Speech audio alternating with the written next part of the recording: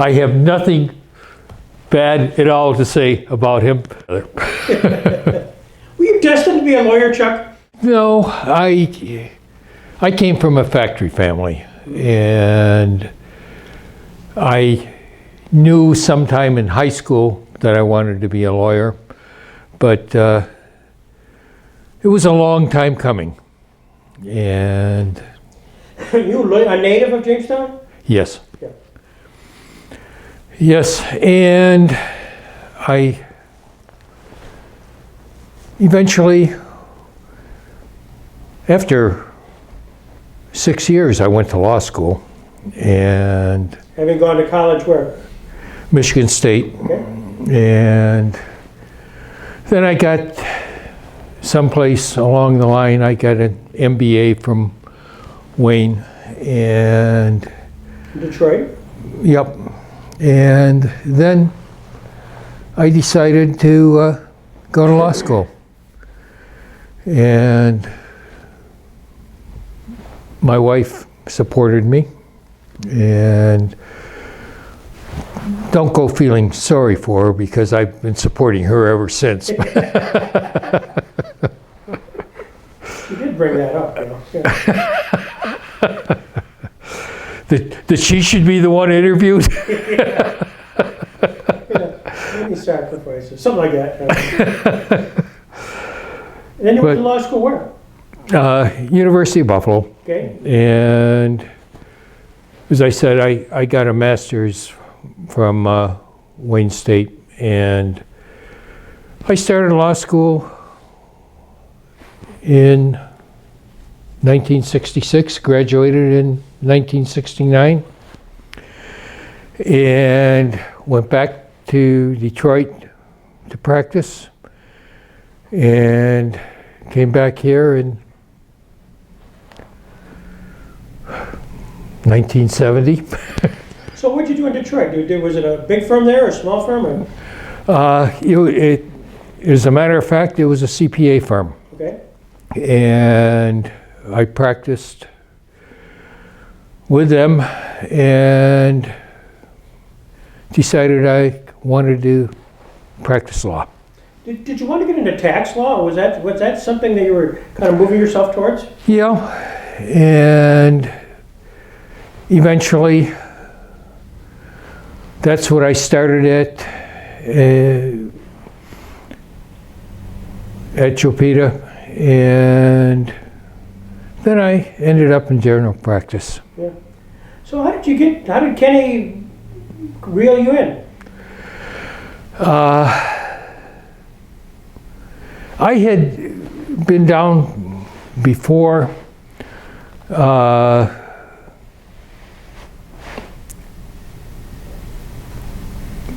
when I was graduating from law school, had been down here, and then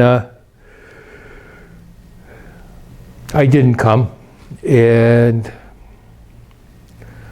so a year and a half later, I came. And so Kenny, was he looking for something specific? Was he wanted you to do tax? I was going to be half my career in transportation, and the other half, I have no idea what. So, you know, my impression of Jopita, and again, I'm just a couple years younger than you, he was really the first mega law firm, if you will, in the area. I mean, he had silos of people that actually. Who were the other attorneys? Was Johnson, Peterson, Tina, and Anderson? Yeah, Ray Anderson, whom I worked with almost exclusively, and Jim Abdallah, and by the way, Ray was labor. Yep. Was Al there then at the time? Al Tiner? Yeah, for a year. He retired 6 months after I came. Not because you came. Well, who knows? And Al did the business work, a lot of the business. Yeah. And Ron Malin was there, who just within the last year or so died. I was always curious myself, transportation was something we knew you guys did an awful lot of. Was that something that Kenny, how did you get into it? How did you get into it here in Jamestown, New York? He came to do something that nobody else was doing. Yeah.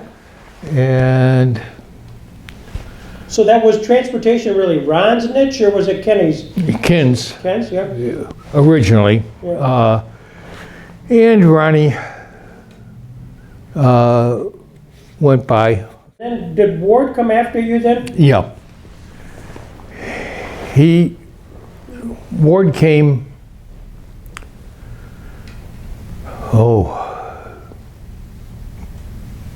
probably 1978 or 79. Mm-hmm. So Ward principally did the kind of the banking, some of the estate administration work. Yeah.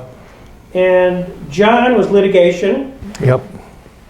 Was Bill Arison there when you were there? Yes, he was. And he died around 1979 or something. And was Bill also a public defender at the time? yeah, yep.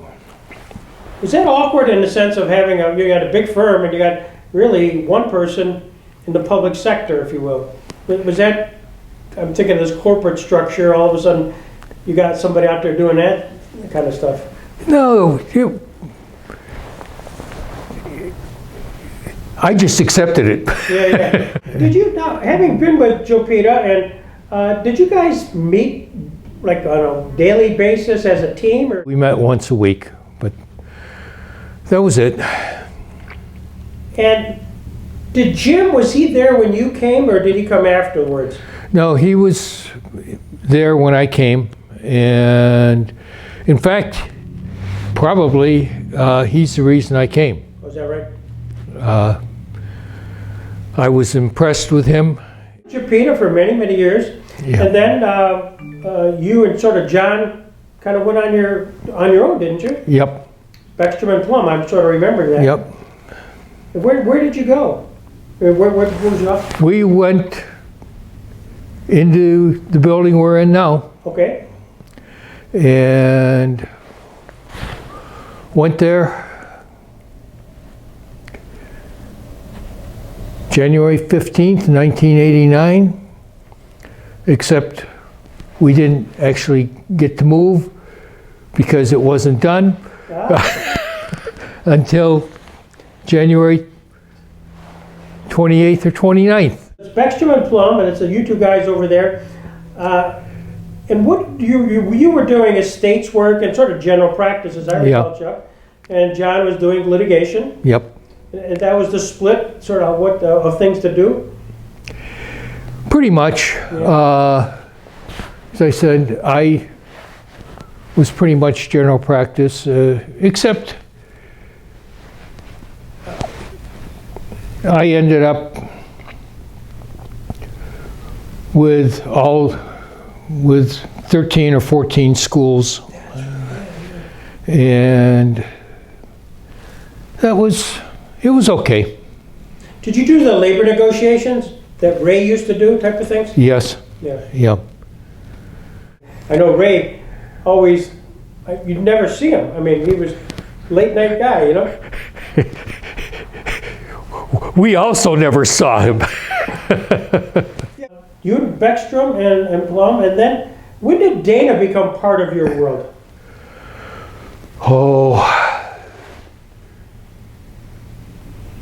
10 or 11 years after we formed it. A lot of time on pensions. Well, that at the time you got into that pension work, that was such an evolving field. You know, defined benefits, defined contributions. I mean, Yep. all of that was really exploding. Was there a mentor for you, somebody you... No, No? absolutely not. I struggled through that all by myself. Certainly specialized in it.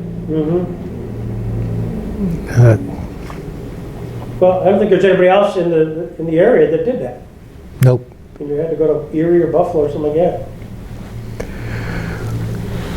I filled in for the guys in Erie. Did you? Yep. Well, Chuck, this has been fantastic. So what's the question you thought I would be asking you that I haven't? Did you give, as you're rolling in today saying, what the hell's Greg going to do with this? No, you indicated that actually I'm more concerned with whether or not I got a parking ticket out there.